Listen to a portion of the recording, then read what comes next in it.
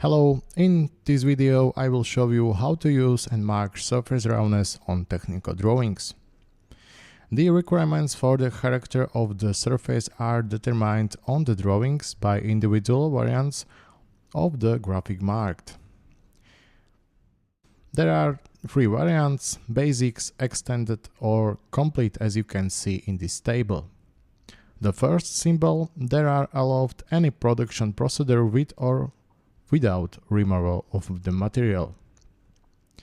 The second symbol, where the material removal is required and the desired surface character is achieved only by machining, for example, milling.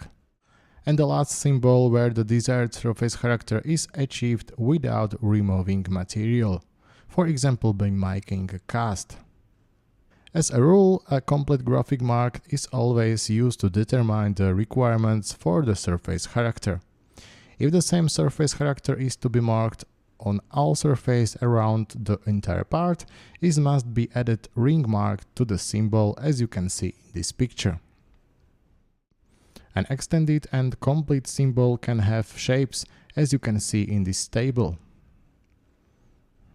The full graphic marks, together with the supplementary information, shall be oriented in technical drawing like this, as you can see in this picture.